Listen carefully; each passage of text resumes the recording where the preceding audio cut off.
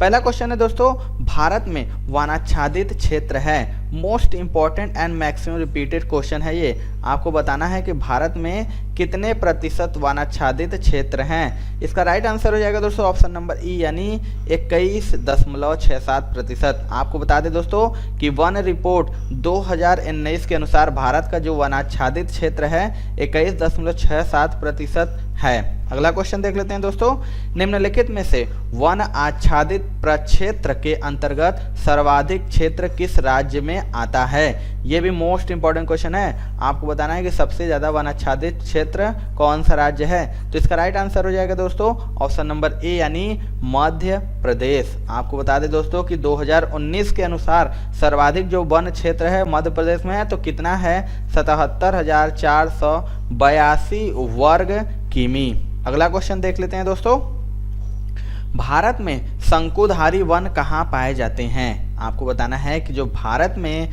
शंकुधारी वन होते हैं उनमें से कहाँ पर पाए जाते हैं। इसका आंसर हो जाएगा ऑप्शन नंबर सी यानी हिमालय में। आपको बता दें कि भारत में शंकुधारी वन हिमालय पर्वत पर पाए जाते हैं और ये वन ऊंचाई पर ही अधिकतर पाए जाते हैं। अगला क्वेश्चन देख लेते हैं दोस्तों, भारतीय प्रायद्वीप में उष्णकटिबंधीय साल वन पाए जाते हैं। आपको बताना है कि जो भारतीय प्रायद्वीप में उष्णकटिबंधीय साल वन होता है वह कहाँ पर पाए जाते हैं। इसका आंसर हो जाएगा ऑप्शन नंबर ए यानी पश्चिमी घाट में। आपको बता दें कि भारत में उष्णकटिबंधीय सदाबहार वनों का विस्तार 3 क्षेत्रों में पाया जाता है। तो कौन कौन से, तो पश्चिमी घाट क्षेत्र में, अंडमान निकोबार द्वीप समूह और लक्षद्वीप में, और उत्तर पूर्वी भारत में पश्चिम बंगाल तथा असम राज्यों के लगभग 1200 मीटर की ऊंचाई वाले भागों में। अगला क्वेश्चन देख लेते हैं दोस्तों, भारत में चंदन की लकड़ी के लिए प्रसिद्ध राज्य है। मोस्ट इंपॉर्टेंट क्वेश्चन है। आपको बताना है कि भारत में चंदन की जो लकड़ी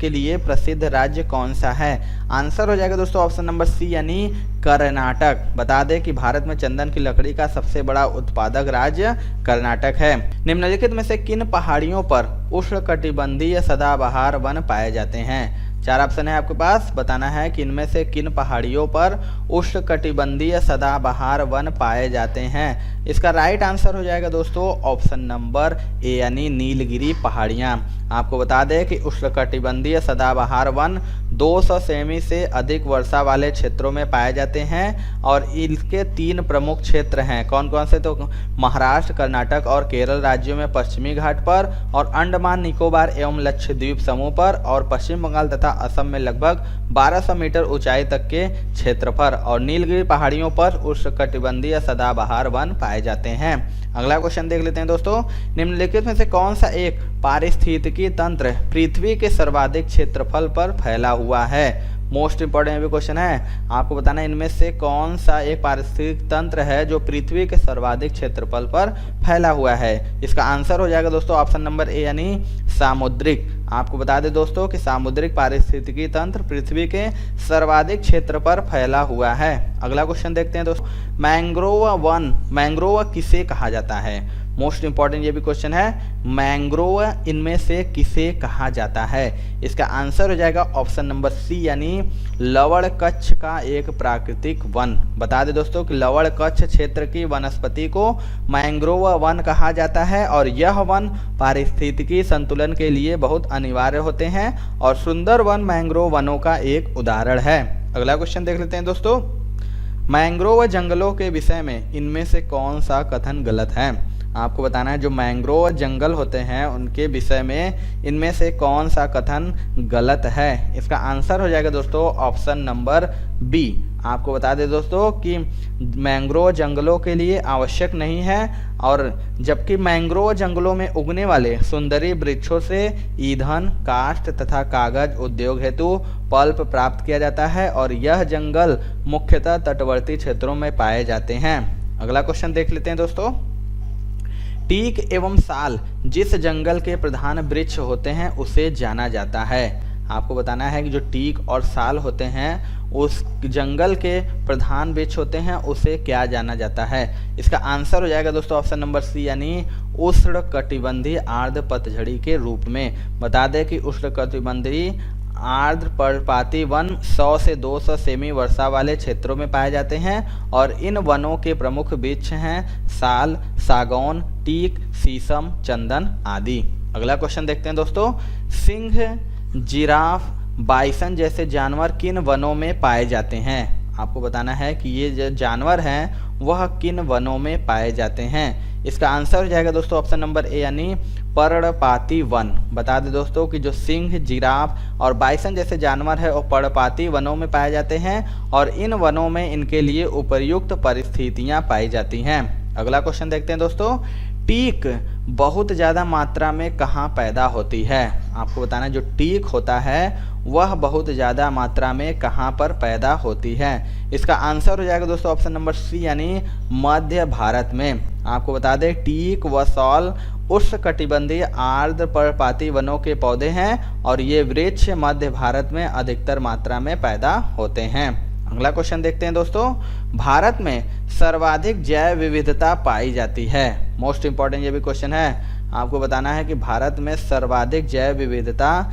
कहाँ पर पाई जाती है। इसका आंसर हो जाएगा दोस्तों ऑप्शन नंबर सी यानी शांत घाटी में। आपको बता दें कि शांत घाटी केरल के पलक्कड़ जिले में नीलगिरी पहाड़ी में स्थित है और यह भारत का सर्वाधिक जैव विविधता वाला स्थल है। अगला क्वेश्चन देखते हैं दोस्तों, किस राज्य में सबसे अधिक संख्या में पशु हैं? मोस्ट इंपॉर्टेंट ये भी क्वेश्चन है। आपको बताना है कि इनमें से किस राज्य में सबसे अधिक संख्या में पशु हैं। इसका राइट आंसर हो जाएगा दोस्तों ऑप्शन नंबर सी यानी उत्तर प्रदेश। आपको बता दें दोस्तों कि 20वीं पशु जनगणना के अनुसार वर्ष 2019 में उत्तर प्रदेश में सर्वाधिक पशु हैं। अगला क्वेश्चन देख लेते हैं दोस्तों, संरक्षण की परिभाषा क्या है? आपको बताना है जो संरक्षण होता है उसकी परिभाषा क्या है। इसका आंसर हो जाएगा दोस्तों ऑप्शन नंबर सी यानी बता दें कि जो संरक्षण का तात्पर्य है यानी जहां तक हो सके प्राकृतिक संपत्ति को बहुत कम हानि और पर्यावरण निम्नीकरण के साथ उपयोग करना। अगला क्वेश्चन देख लेते हैं दोस्तों, निम्नलिखित में से कौन सा कथन गलत है? 4 ऑप्शन है आपके पास, बताना है कि इनमें से कौन सा कथन गलत है। इसका आंसर हो जाएगा दोस्तों ऑप्शन नंबर सी यानी देश के भौगोलिक क्षेत्र का 7वां हिस्सा वनाच्छादित है। आपको बता दें कि वन रिपोर्ट 2019 के अनुसार देश में कुल 7,12,249 वर्ग किमी क्षेत्रफल वनाच्छादित है और यह वनाच्छादित क्षेत्र भारत के कुल क्षेत्रफल का 21.67% है जो कि देश के भौगोलिक क्षेत्र का लगभग 5वां हिस्सा है। अगला क्वेश्चन देख लेते हैं दोस्तों, फॉरेस्ट रिसर्च सेंटर का मुख्यालय कहाँ है? आपको बताना है जो फॉरेस्ट रिसर्च सेंटर होता है उसका मुख्यालय कहाँ पर स्थित है। इसका आंसर हो जाएगा ऑप्शन नंबर डी यानी देहरादून में।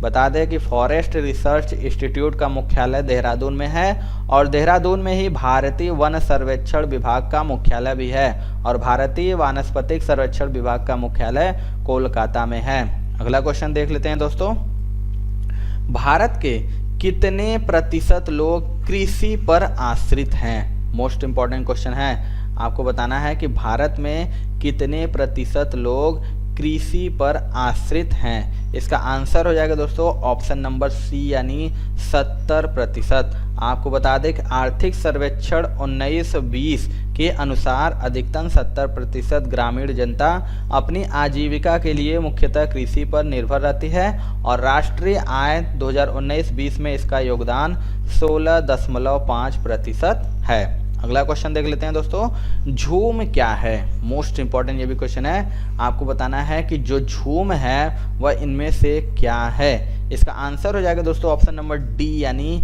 कृषि का एक तरीका। बता दें कि झूम खेती का एक तरीका है जिसे असिंचित पहाड़ी क्षेत्रों में अपनाया जाता है। अगला क्वेश्चन है दोस्तों कि भारत में, यहाँ सॉरी गलत हो गया, भारत में किस खाद्य फसल का उत्पादन सबसे अधिक होता है? 4 ऑप्शन है आपके पास, बताना है कि जो भारत में किस खाद्य फसल का उत्पादन सबसे अधिक होता है। इसका राइट आंसर हो जाएगा दोस्तों ऑप्शन नंबर बी यानी चावल। आपको बता दें दोस्तों कि भारत में उत्पादित खाद्य फसलों में सर्वाधिक मात्रा में उत्पादित किया जाने वाला खाद्यान्न चावल है और कुल कृषि भूमि के लगभग 1/4 भूभाग पर चावल की कृषि की जाती है। अगला क्वेश्चन देख लेते हैं दोस्तों, चावल उत्पादन की दृष्टि से भारत का विश्व में कौन सा स्थान है? अब आपको बताना है कि चावल उत्पादन में भारत का विश्व में कौन सा स्थान है। राइट आंसर हो जाएगा दोस्तों ऑप्शन नंबर बी यानी द्वितीय सेकंड। बता दें कि कृषि एवं खाद्यान्न के वैश्विक स्तर पर आंकड़ों के संग्रहण एवं प्रस्तुतिकरण हेतु नियामक संस्था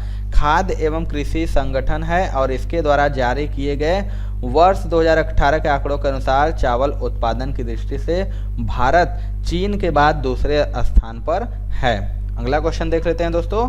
23 डिग्री सेल्सियस मासिक तापक्रम और लगभग 150 सेमी औसत वर्षा वाले क्षेत्रों में सर्वोत्तम फसल किसकी होती है। मोस्ट इंपॉर्टेंट ये भी क्वेश्चन है। आपको बताना है कि जो 23 डिग्री सेल्सियस मासिक तापक्रम होता है और 150 सेमी औसत वर्षा वाले क्षेत्रों में सर्वोत्तम फसल किसकी होती है। आंसर हो जाएगा दोस्तों ऑप्शन नंबर सी यानी चावल की। बता दें कि चावल एक उष्णकटिबंधीय फसल है जिसके लिए 23 डिग्री से 24 डिग्री सेल्सियस सेंटीग्रेड के औसत तापमान पर 150 सेमी की वार्षिक वर्षा एवं गहरी उपजाऊ चीका या दोमट मिट्टी की आवश्यकता होती है। अगला क्वेश्चन देखते हैं दोस्तों।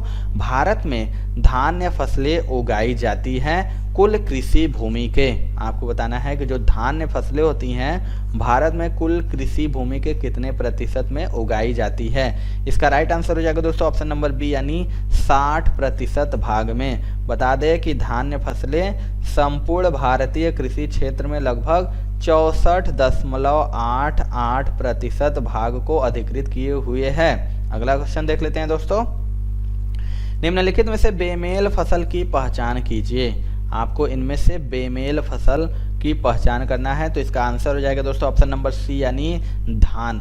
आपको बता दें दोस्तों कि सभी जो कि खरीफ की फसलें हैं और धान की फसल रागी ज्वार बाजरा से अलग है क्योंकि धान की नर्सरी तैयार कर रोपाई की जाती है जबकि बाकी फसलें बीज से सीधे तैयार की जाती हैं। अगला क्वेश्चन देखते हैं दोस्तों।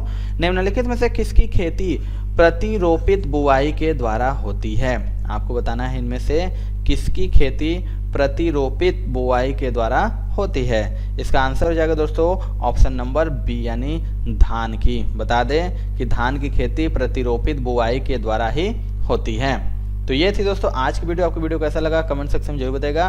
वीडियो पसंद आया दोस्तों एक लाइक जरूर कर दीजिएगा। हमारे चैनल पर नए हैं तो चैनल को सब्सक्राइब करके बेल आइकन जरूर दबा लीजिएगा जैसे हम कोई वीडियो डालेंगे दोस्तों उसका नोटिफिकेशन आपको मिलता रहेगा।